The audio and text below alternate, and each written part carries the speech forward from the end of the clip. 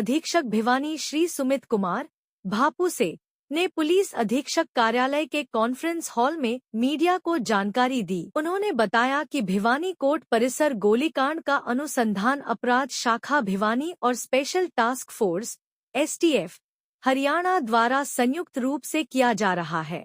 इस घटना में लवजीत निवासी मोखरा रोहतक को 2 गोलियां लगी थी। अब तक अनुसंधान टीम इस मामले में 3 आरोपियों की गिरफ्तारी कर चुकी है। इसी कड़ी में काम करते हुए STF यूनिट रोहतक की टीम ने आज दिनांक 11 सितंबर 2025 सुबह करीब 4 बजे तोशाम भिवानी बाईपास के पास से 2 आरोपियों को दबोचा। एक अमित उर्फ गोलू पुत्र जगजीवन निवासी बलियाली जिला भिवानी, 2 परम उर्फ मोंटी पुत्र राजेश निवासी भदानी जिला झज्जर। गिरफ्तारी के दौरान पुलिस ने इनके पास से भारी मात्रा में हथियार भी बरामद किए।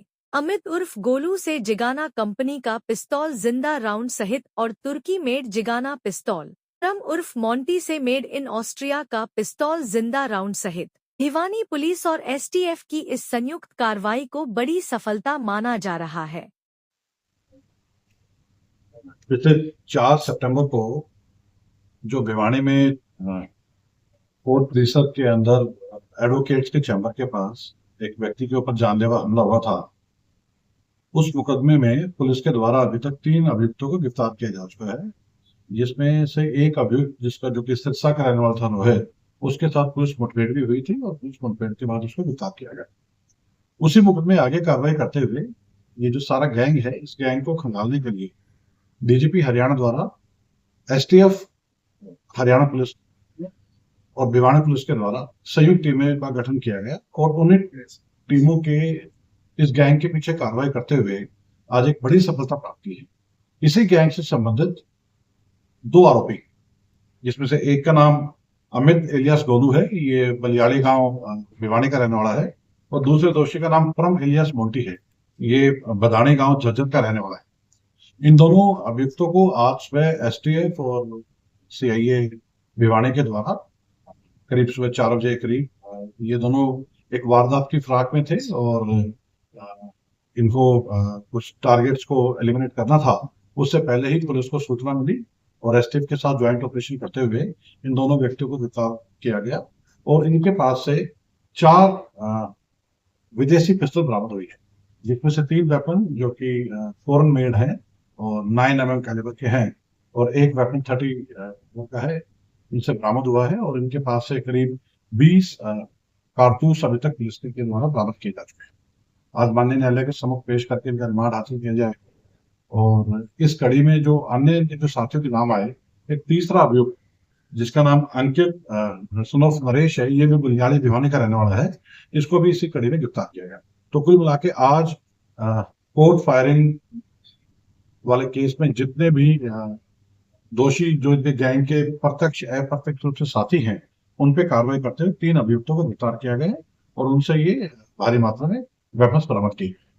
मैं इस पे फर्दर आपको बताना चाहूंगा, ये जैसे कि हमें आइडिया है कि ये एक ऑर्गेनाइज क्राइम के तहत एक्टिविटी कर रहे हैं, कोई इनको फाइनेंस भी करता है, कोई इनको वेपन्स भी प्रोवाइड करवा रहा है। तो कुछ एक ऐसे लोग हैं जो खुद भगोड़े बन के छुप के दुबक के डर के भागे हुए हैं देश से, और वो यहाँ पे नए लड़कों को किसी तरह से बरगला के, चाहे सोशल मीडिया के माध्यम से संपर्क करके या पहले कभी भी इनके किसी भी केस में ये पुराने इनके साथी रहे हुए हैं, इनको फर्दर टास्क असाइन करते हैं। तो उसी कड़ी में जिन लड़कों की पास इन वारदात में शूटर की भूमिका अदा करनी थी, उनको पैसे पहुंचाने का काम था, ऐसे 2 लड़कों को और पुलिस के द्वारा आइडेंटिफाई किया गया है और उनको भी पुलिस के द्वारा पूछताछ के लिए हिरासत में लिया गया है। उनके माननीय न्यायालय के सम्मुख पेश करने के बाद उनसे जो और आगे तथ्य हैं वो निकाले जाएंगे। तो ना केवल जो लोग उस दिन कोर्ट परिसर की घटना में डायरेक्टली इन्वॉल्व थे, इनको जिसने भी जिस तरह से सपोर्ट किया, चाहे किसी ने इनको पैसे पहुंचाए या किसी ने इनको वेपन्स पहुंचाए या इनको किसी ने डायरेक्शन दी, उस सभी के सभी गैंग के लोग अब पुलिस के रडार पे हैं। और अभी तक जैसे मैंने बताया कि 6 आदमी अभी तक अरेस्ट हो चुके हैं और 2 और फर्दर को हमने पुलिस हिरासत में ले लिया है।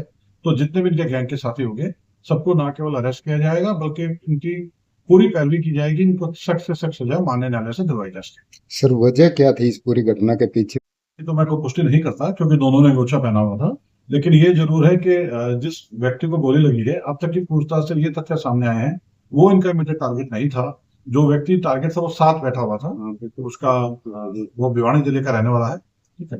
मैं सुरक्षा की दृष्टि से उसका नाम ओपन नहीं कर रहा, लेकिन टारगेट सबसे था और उसकी भी क्रिमिनल बैकग्राउंड है।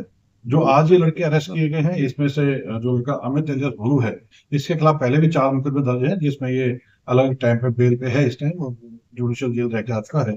जो दूसरा लड़का अंकित सुनफ नरेश, ये भी बलियाली गांव का है, इसके खिलाफ भी एक आर्म्स एक्ट के तहत पहले मुकदमा रह चुका है।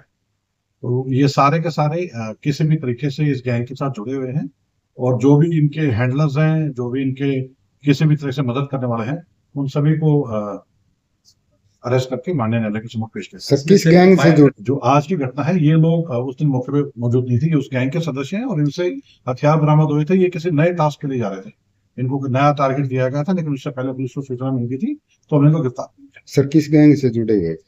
ये देखिए, पहले भी जैसे बात डिस्कस हो चुका है, ये गैंग इतने इंपॉर्टेंट नहीं है कि इनका नाम मेरे द्वारा लिया जाए, ठीक है। और मैं आपसे भी ये आग्रह करूंगा, इन लोगों का नाम लेना छोड़ा जाए। ये बहुत ही डरपोक और भगोड़े किस्म के टुच्चे लोग हैं, तो इससे ज्यादा इनके बारे में कुछ नहीं।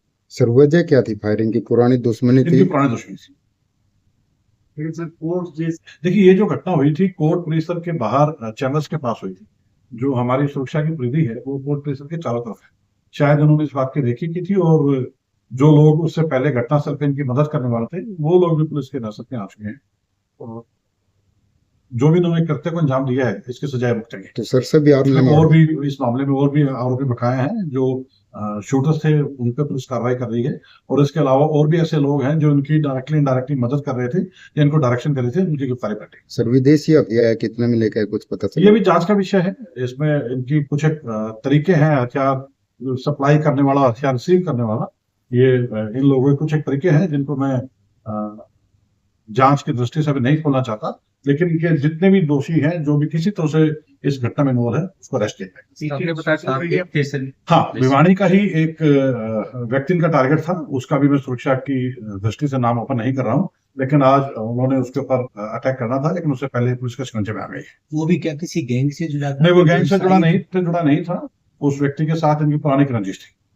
सोशल मीडिया पे वही कह रहा हूँ कि इन लोगों की जो सोशल मीडिया एक्टिविटी है, उसके बारे में मैं सभी लोगों को बात करूंगा। रादर आपके माध्यम से मैं आम जन को बात करूंगा कि सभी की जिम्मेवारी है कि अपने बच्चों को पे नजर रखें, इस तरह के लोगों से उनकी मेल जोल ना हो। ऐसे बच्चे जो इनके किसी भी तरह के सोशल मीडिया हैंडल पे कहीं से भी अटैच है, वो पुलिस के निगरानी में है। और जो भी व्यक्ति इनके साथ किसी भी तरह से प्रोक्स तौर से, अप्रोक्स तौर से इनकी मदद करता पाया गया, इनके साथ टच में पाया गया, वो इनके साथ बराबर दोषी समझा जाएगा। तो सभी आमजन को मैं यही कहूंगा, केवल मात्र एक मोबाइल फोन हाथ में आने से सोशल मीडिया हैंडल्स पे आप इनको लाइक करें, इनके गुणगान करें, ये भी देखिए कहीं ना कहीं क्राइम की दृष्टि से गलत है। सर ऐसे सोशल हैंडल्स को क्या निष्क्रिय कर रहा है? हाँ, उसके लिए भी एसटीएफ हरियाणा और भिवानी पुलिस की टीमें जो इस केस से संबंधित लोगों की अगर जो भी सोशल मीडिया हैंडल्स हैं, उनको भी निगरानी में लिए हुए हैं और उनके खिलाफ जो उचित कार्रवाई है वो की जाए। क्रिमिनल्स के लिए मैसेज क्लियर है, हरियाणा में उनके लिए जगह नहीं है, उनके खिलाफ सख्ती से निपटा जाएगा। सरकार के बहुत स्पष्ट आदेश हैं कि क्रिमिनल को नहीं बख्शना है और हरियाणा पुलिस किसी हालत में पुलिस को नहीं बख्शेगी। आप देख रहे हैं लगातार पिछले 2-3 दिन से क्रिमिनल्स के खिलाफ पूरे हरियाणा में मैसिव कार्रवाई हो रही है और उसी कड़ी में अगला स्टेप लिया गया। सर विदेश शुरू की है। देखिए, जैसे मैंने आपको इससे पहले बताया कि ये कुछ ऐसे भगोड़े किस्म के लोग हैं जो विदेश में नकली पासपोर्ट बना के पहुंच गए हैं और अब उनका मुख्य टारगेट यही है कि यहाँ पे जो इस तरह के बच्चे हैं जो उनसे किसी तरह संपर्क में आए, उनके थ्रू वारदातों को अंजाम देने की प्रयास करते हैं। लेकिन जो यहाँ बैठे हैं उनको भी समझना चाहिए कि इस तरह के लोग उनके भविष्य के साथ केवल खिलवाड़ कर रहे हैं और समाज में शांति फैला रहे हैं। उनके साथ तो पुलिस निपटेगी। जो लोग बाहर बैठे हैं, ये अगर किसी गलतफहमी है तो ये भी न केवल वहां से रिपोर्ट किए जाएंगे, बल्कि इनको भी माननीय न्यायालय के सम्मुख पेश होकर अपना हिसाब देना। सर ऐसे बच्चे जो इनके टच में आते हैं, उनकी गंभीरता का नहीं पता, उसे क्या फील करें? मैं यही कहना चाहता हूँ कि परिजनों को ये समझना है कि बच्चे की एक्टिविटी नजर रखें। कोई बच्चा अगर किसी भी तरीके से इस तरह के गलत एंटी सोशल एलिमेंट से जुड़ा है, तो परिजनों की जिम्मेदारी पड़ती है कि या तो वो खुद उनको समझाए और उनको लगता है कि बच्चा उनके हाथ से बाहर है, तो कानून को इसके बारे में इंफॉर्मेशन दे। We are capable of doing that. वो ठीक करने की हम क्षमता रखते हैं और आगे भी करेंगे। देखिए, हमारा सोशल मीडिया मॉनिटरिंग सेल है, ऐसा कोई अकाउंट हमारे आप तक छूटा नहीं है। फिर भी मैं जनता से अपील हमेशा करूंगा, कोई भी ऐसी घटना जो पुलिस के नॉलेज में लानी चाहिए उसको बेझिझक को बताएं। ऐसे हमारे दुनिया भर के कांटेक्ट नंबर्स हैं अलग अलग रैंक्स के, जहाँ पे ना केवल उनका नाम गुप्त रखा जाएगा, उनकी पहचान को किसी तरह से भी सामने नहीं आने दिया जाएगा। थैंक यू, ओके धन्यवाद। सर। धन्यवाद।